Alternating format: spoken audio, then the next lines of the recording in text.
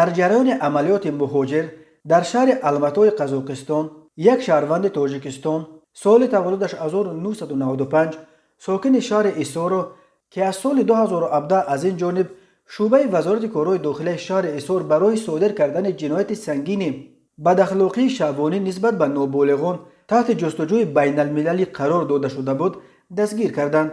اسخت بوتونچینوف سردار خدمات مهاجرت دپارتمنت پلیس الماتا به خبرنگاران گفت شهروند تاجیکستان ساکن 26 ساله شهر ایسور هنگام برگزاری چاره‌بینی‌های فوری جستجوی دستگیر گردیده به بازداشتگاه انتقال داده شد.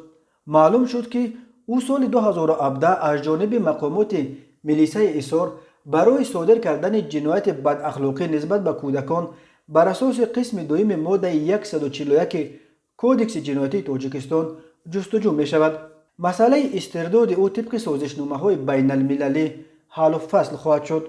قسم دوم ماده 141 کودکس جنایتی تاجیکستان برای علاقه جنسی و دیگر حرکت‌های دارای خصوصیت شهوانی با شخصی که هنوز به سن 16 سالگی نرسیده است همچون جزا از 3 تا 5 سال زندان را پیش بینی می‌کند.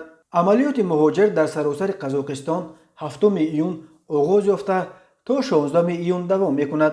پلیس ولایت قوستانای خبر داد که در جریان عملیات مهاجر در این ولایت یک شهروند 37 ساله تاجیکستان را پیدا کردند که او 7 سال باز بدون یگان سند در اینجا زندگی میکرد. پلیس یک جایه با بنیاد جمعیتی دمیتو اسناد این مهاجر تاجیک را برقرار کردند. او با جرم ویران کردن قاعده های بود و باش محکوم به اخراج از قلمرو قزاقستان شده است و کارمندان پلیس قوستانای این شهروند تاجیک را برای اخراج به وطنش به مقامات مرزبانی سپاریدند. قزاقستان بعد روسیه دومین کشور بزرگ میزبان مهاجران تاجیک به شمار می رود.